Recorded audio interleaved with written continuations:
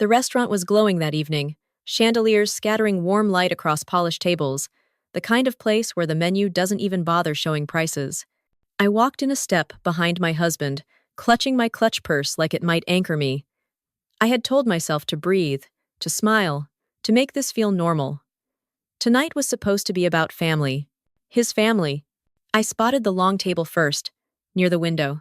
Everyone was already there, talking, laughing, raising glasses as though they were the stars of a show. My mother-in-law sat at the center, the self-appointed queen, her pearls catching the light with every nod of her head. She looked up at me for less than a second, then turned back to her conversation. When I stepped closer, she finally gestured, her hand flicking the air like she was swatting away dust.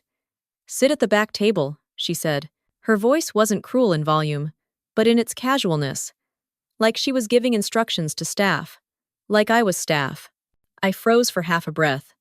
My heels seemed glued to the carpet. My cheeks burned even though I forced them into what I hoped was a polite smile. She didn't even look back to see if I obeyed. She had already turned her shoulder to me. The waiter hovered a few steps away, professional smile fixed on his face. I turned to him, still holding that forced smile. My voice came out calm. Too calm. "Could you put everything from that table?" I said, tilting my head toward the long, glittering banquet of relatives. "On her account? Mine is just this drink." He blinked. Then his mouth twitched into the faintest grin. "Of course," he said softly. He tucked my card away, as though we had shared a private joke. I lowered myself into the corner table. The one half hidden between the kitchen door and the restrooms. A table meant for overbooked strangers, not family. The air smelled faintly of bleach each time the kitchen door swung open. Somewhere behind me, a busboy dropped a fork and muttered. I sipped my water and pretended to read the menu. My eyes didn't move. My ears stayed locked on the symphony of clinking glasses across the room. Every so often, laughter would erupt from the long table, loud and carefree. My husband was among them. He hadn't even glanced my way. I thought about standing up, walking out, just leaving them all behind with their wine and their smug faces. But a heavier part of me wanted to stay, to watch, to let the moment stretch and crack on its own.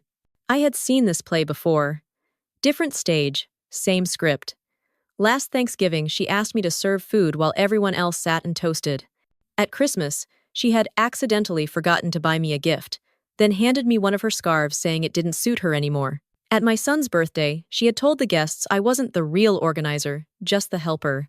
Every time I swallowed it down, every time I told myself it wasn't worth a scene, I smiled. I endured. I believed that patience might buy me a place in her idea of family. Tonight, though, something in me had shifted. Maybe it was the weight of all those silent humiliations stacked together. Maybe it was the smell of the kitchen bleach stinging my eyes while her laughter rang like bells. Maybe it was the way the waiter nodded, like he was in on the secret. Minutes crawled by. They ordered appetizers, bottles of wine, entrees with names that sounded like poems. My father-in-law raised his glass. My sister-in-law snapped pictures of the plates before tasting. The waiter glided back and forth, his tray growing heavier, my card tucked in his pocket. I kept smiling, but inside, I was timing it, waiting for the moment when their indulgence would meet the bill. The first sign came in the form of my father-in-law's booming voice, breaking across the restaurant. "Why is it over 1800? His voice cracked, and silence spread like spilled wine. Forks paused midair. My sister-in-law's phone slipped slightly in her hand. I didn't move. I traced the rim of my glass with one finger, steady, calm. From across the room, I could see my mother-in-law stiffen, pearls catching the light as her chin jerked up. She leaned toward the waiter, demanding an explanation. He bent respectfully, spoke softly, and gestured toward me. Heads turned. For the first time that evening, all eyes found me. I lifted my glass, took a slow sip, set it down gently. My husband's face flushed pink. He half rose, then sat back down. My sister-in-law whispered something sharp. My father-in-law threw up his hands. But the only face I studied was hers. My mother-in-law's. Her mouth was tight, her eyes like glass. She stood, finally, her chair scraping against the floor. "What did you do?" she demanded. Her voice carried further than she intended. I smiled wider. Just paid for my drink, I said. My tone was polite, almost sweet. The rest, well, you told me to sit at the back. I assumed the front was yours. Gasps. A murmur swept down the table. The waiter straightened his back, silent witness. Her lips parted, searching for words, for control, but the silence of her own family pressed down heavier than any words I could offer. I picked up my clutch, placed my napkin on the table with deliberate care, and stood. Enjoy dinner, I said. My heels clicked against the floor, steady, each step louder than the last. Behind me, voices rose, chairs scraped, silverware clattered, but I didn't look back. The night air outside felt cleaner than it had in months. And as I walked toward my car, I realized I wasn't shaking. For once, I wasn't shrinking. I was standing taller than I had ever stood in her presence. I don't know if she realized what she lost in that moment. But I knew. The invitation had arrived 3 days earlier. Not a card, not even a proper phone call. Just a text from my husband. Dinner with family Saturday. Mom booked the place. 7 p.m. Short. Informal. Like he was passing on a calendar reminder instead of inviting me into what was supposed to be a family gathering. I remember staring at the screen, thumb hovering over the keyboard, wondering if I should ask who exactly was included in family. By now, I knew that word didn't always mean me. Sometimes it meant his siblings and parents. Sometimes it stretched to cousins. Sometimes it shrank, until I was standing in the corner of a room filled with people laughing like I wasn't even there. Still, I typed back, "Okay, I'll be there." Because part of me wanted to believe it would be different this time. The morning of the dinner, I stood in front of the mirror, curling iron hot in my hand. My reflection looked determined, but tired. I pulled a lock of hair through the barrel, released it, watched it fall into a soft wave. I thought, maybe if I looked polished enough, if I walked in with the right smile, she might see me as part of the picture.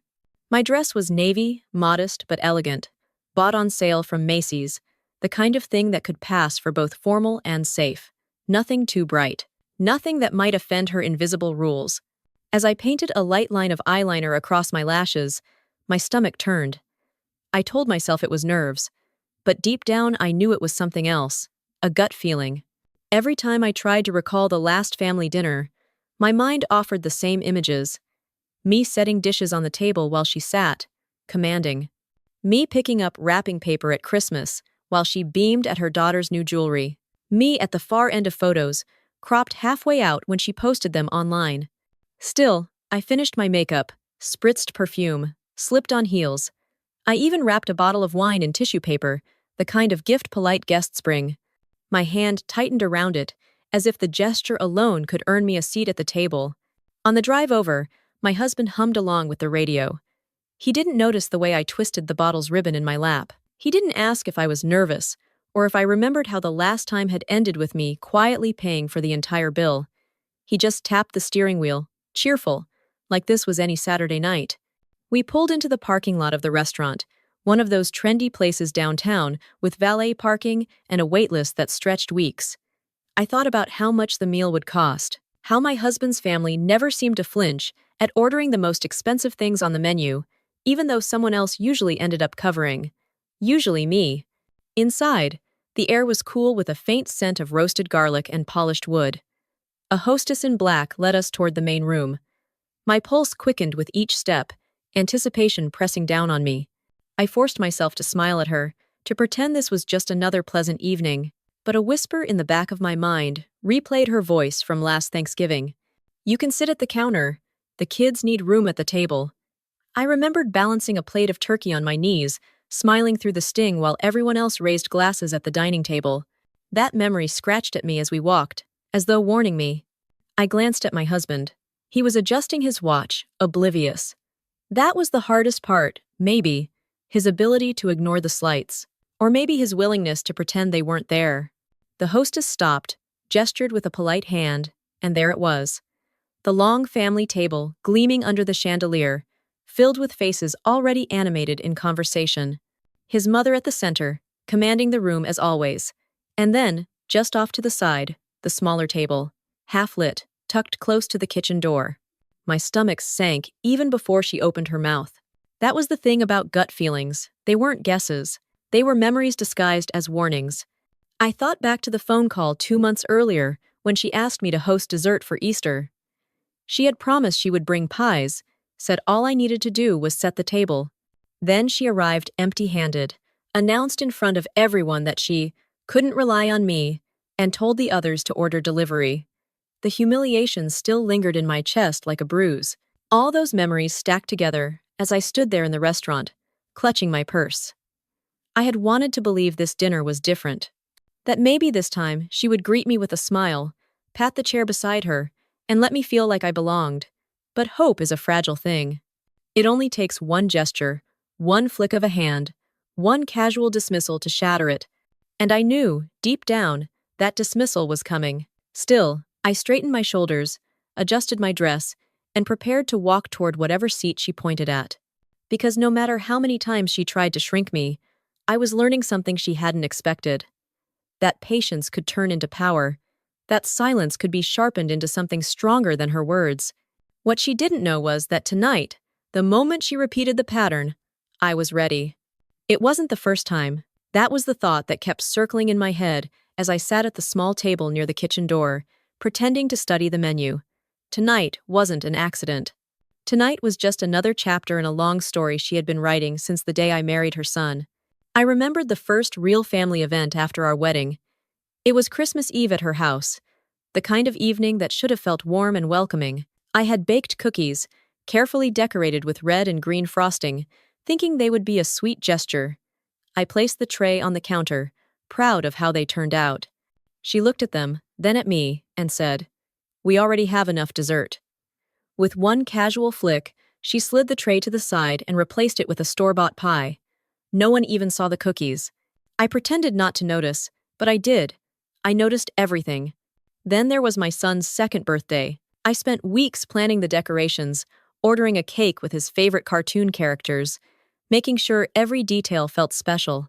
The moment we brought the cake out, she announced loudly to the guests, "Oh, I had to help her pick that out." She wouldn't know where to order something like this.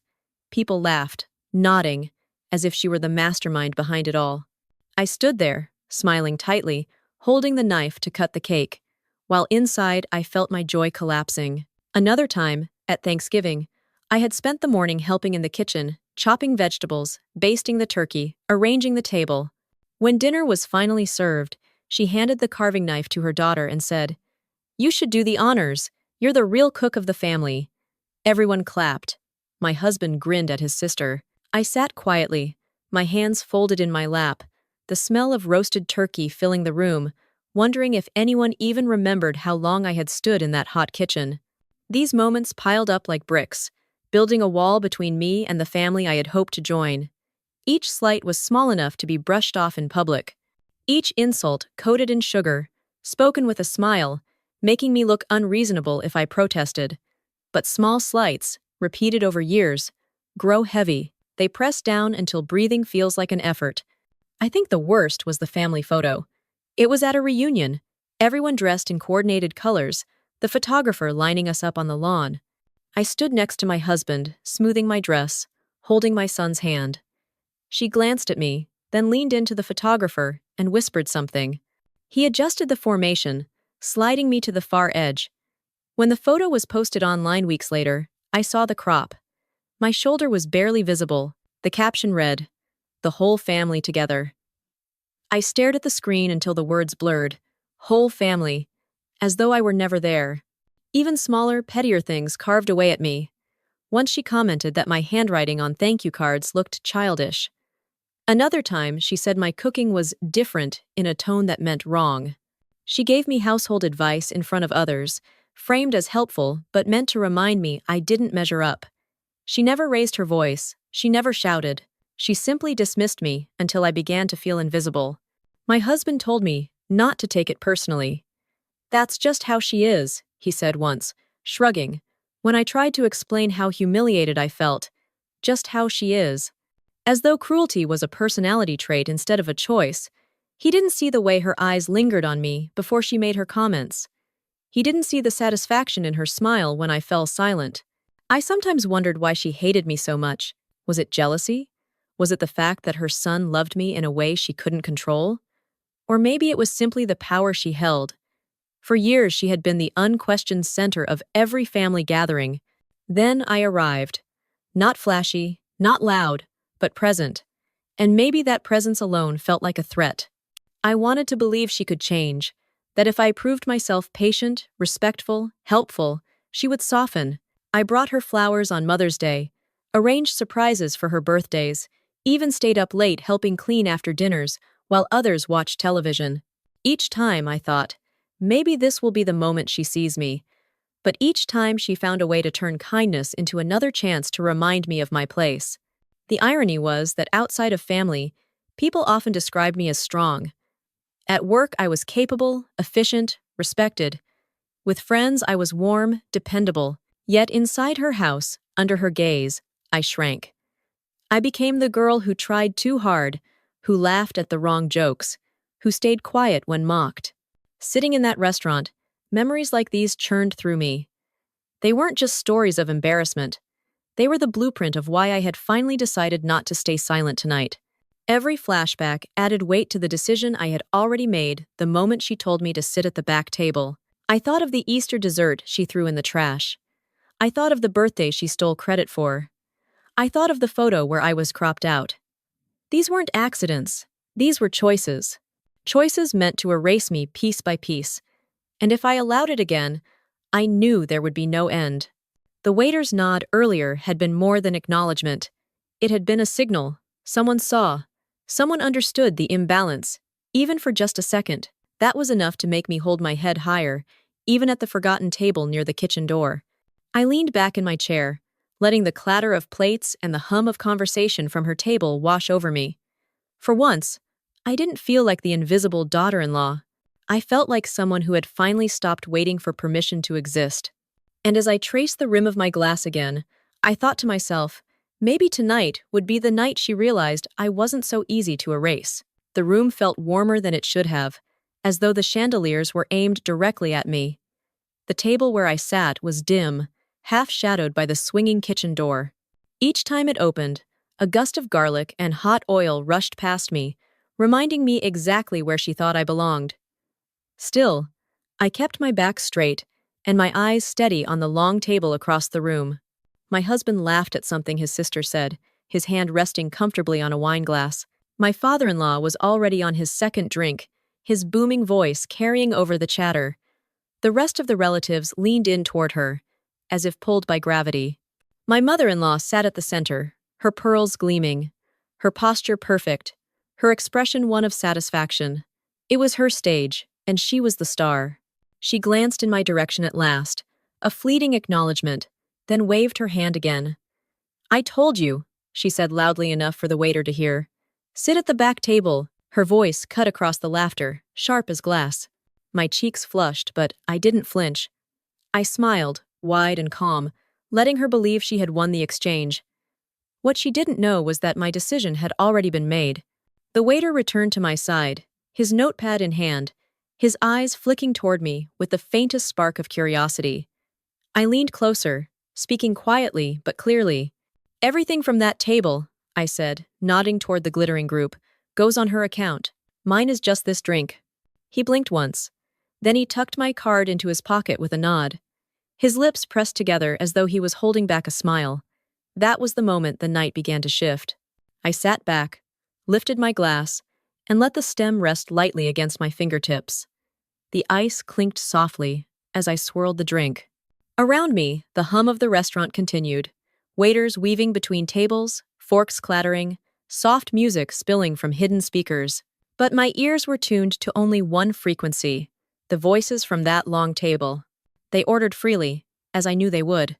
My brother-in-law asked for 2 appetizers. My sister-in-law requested a seafood tower big enough to feed 6. My father-in-law demanded the most expensive bottle of wine on the list. Each time the waiter hurried to fulfill their requests, he passed by me, eyes flicking just briefly, as though sharing the secret we now held between us. I felt a strange calm. No anger, no shaking hands, just a steady current running beneath my skin. They had pushed me aside, again, and for the first time, I wasn't swallowing it. I was turning it back on them. 20 minutes passed. I sipped slowly, savoring not just the drink but the anticipation. Laughter rippled across their table. Toasts were made. Silverware clinked. They had no idea. Then it began. From across the room, my father-in-law's voice erupted, louder than the music. "Why is it over 1800?" His words cracked the air. Heads turned from other tables. A hush fell like a curtain. The waiter stood calmly, holding the leather folder. He gestured politely toward me. Every eye followed. I set down my glass with deliberate care, the sound of it against the table sharp in the silence. I met their stares one by one, ending with hers. She rose abruptly, her chair scraping against the polished floor. The pearls at her throat trembled with the sudden motion. "What did you do?" she demanded, her voice pitched high with disbelief. I tilted my head, kept my tone light. "I paid for my drink," I said, my voice carrying just enough for the nearest tables to hear. "The rest belongs to the front table." I assumed that was hers. Gasps rippled across the group. My sister-in-law's fork clattered onto her plate. My husband shifted in his seat, his mouth opening and closing like he couldn't decide which side to take. My father-in-law's face flushed deep red. But it was her eyes I watched. Wide, glassy, trembling with fury and shock. For a heartbeat, no one spoke. The silence weighed heavier than any shouting could have. Then voices erupted at once. My brother-in-law accusing me of humiliating them. My sister-in-law whispering furiously into her husband's ear. My father-in-law demanding the waiter reverse it. But the waiter stood firm, professional, shaking his head politely. "The card on file is hers," he said. The request was clear. The room buzzed with whispers from nearby diners. Strangers watched, eyebrows raised, forks frozen midair. The perfect family image she had cultivated for years was cracking under the weight of one small act. I stood slowly, sliding my chair back with calm precision. I placed my napkin neatly on the table, lifted my clutch, and looked at her once more. "Enjoy your dinner," I said, each word steady, deliberate. She opened her mouth to respond, but nothing came out. Her hands trembled against the back of her chair. For once, she had no script. I turned, heels clicking against the floor as I walked past the watching eyes, past the glittering chandeliers, past the long table where I had been told I didn't belong. I kept my chin high. My stride was steady. Behind me, the noise rose, chairs scraping, voices sharp, the chaos of a family unraveling in public. But I didn't look back. I didn't need to. The night air outside wrapped around me like cool water. I inhaled deeply, the clean scent of the city, a relief after the stifling perfume of control inside.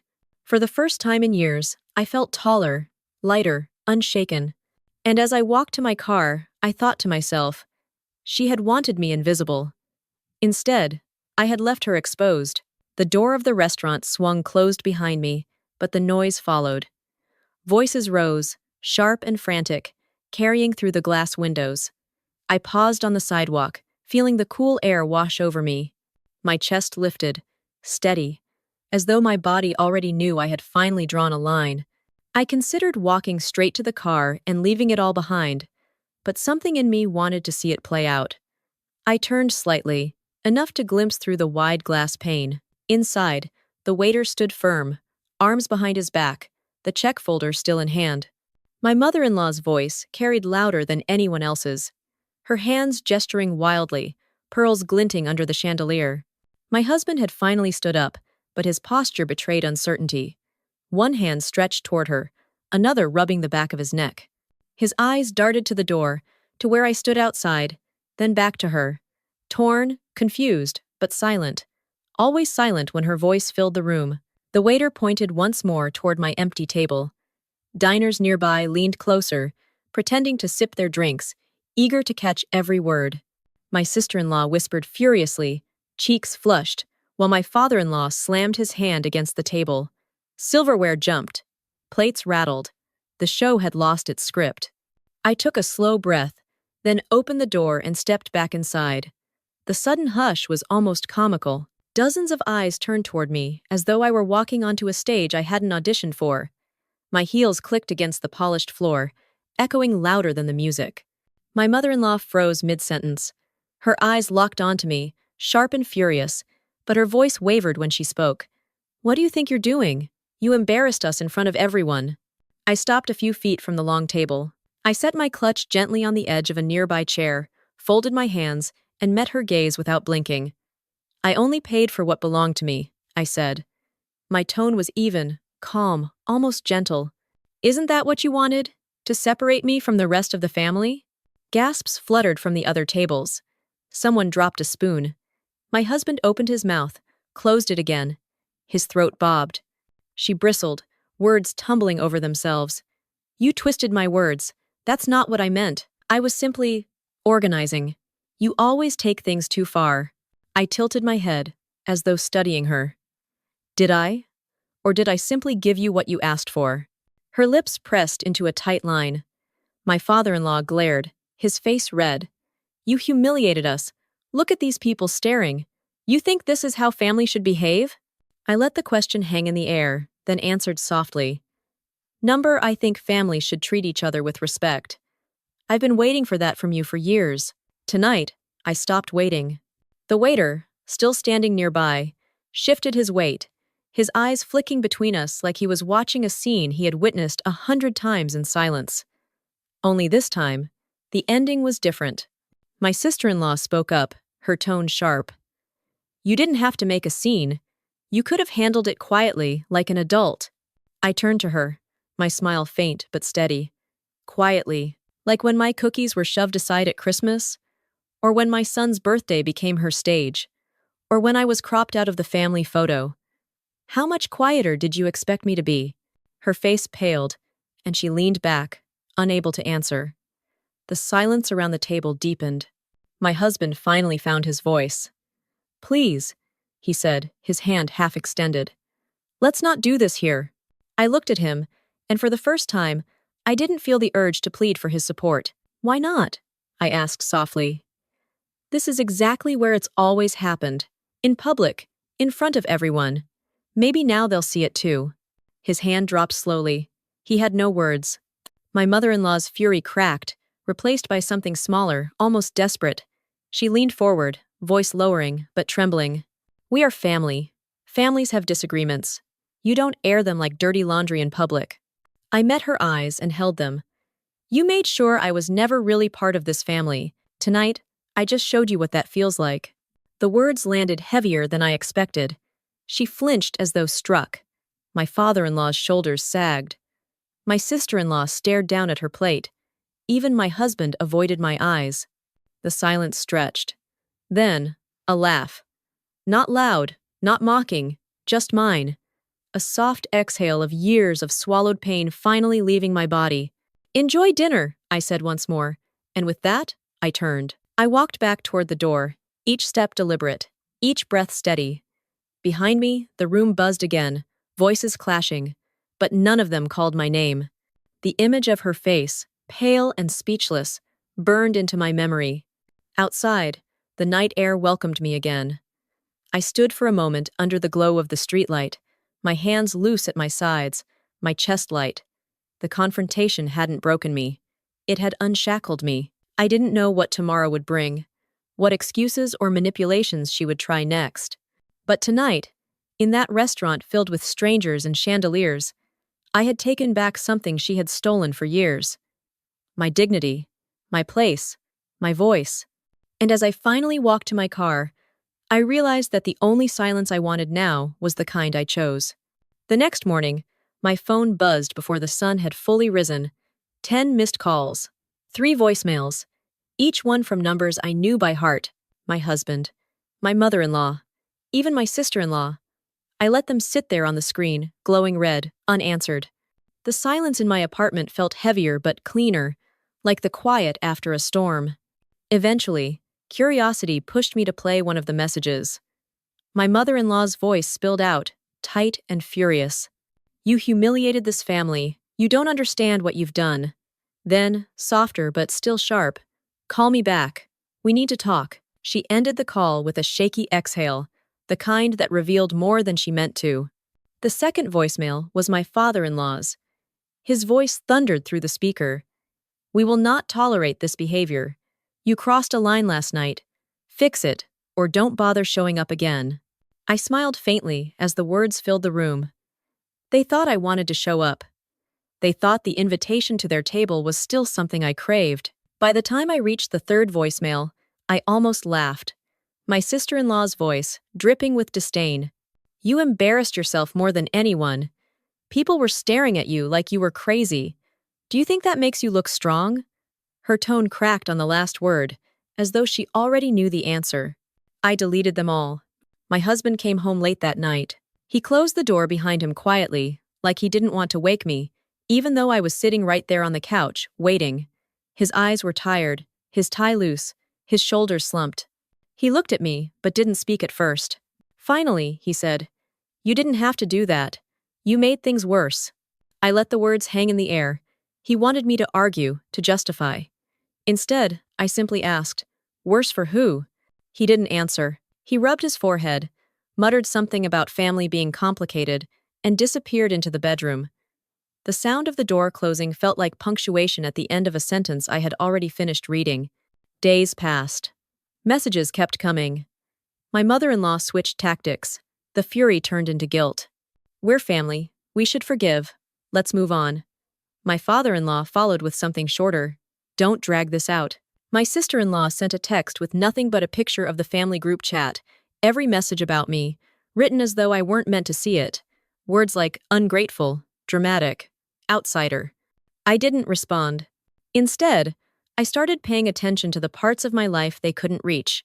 Morning coffee and peace, walks through the park with my son, evenings where laughter wasn't forced.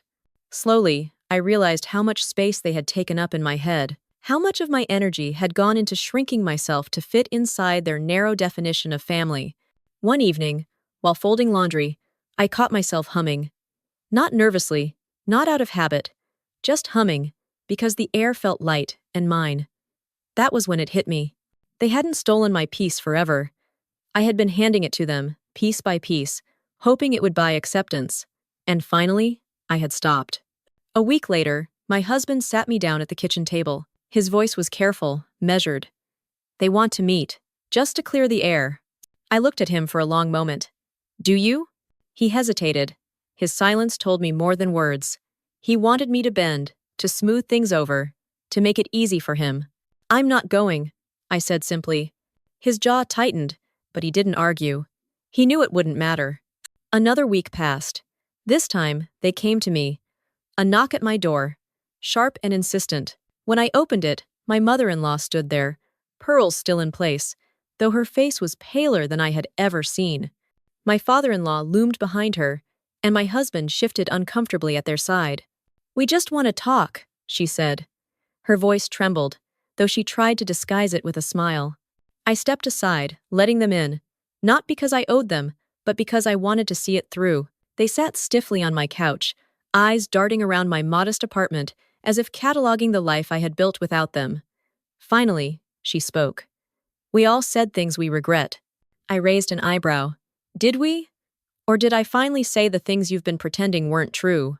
Her lips parted, but no words came. My father-in-law shifted, muttering about respect, about reputation. My husband kept his eyes on the floor. I leaned back, folding my arms. "You told me to sit at the back table.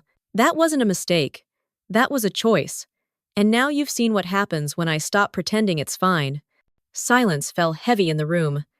The only sound was the hum of the refrigerator. She finally stood, smoothing her skirt with trembling hands. "You'll regret this," she said softly. "You think you've won, but family always remembers." I looked her in the eye and smiled, not cruelly, but with a clarity she couldn't erase. "So do I." They left without another word.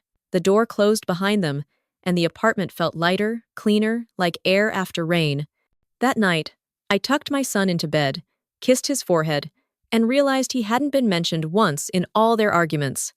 Not his happiness, not his comfort. Only pride, only image, only control. It was then I understood something simple but sharp. I hadn't lost a family. I had stopped mistaking their table for mine. I don't know if she realized what she truly lost that night, but I did.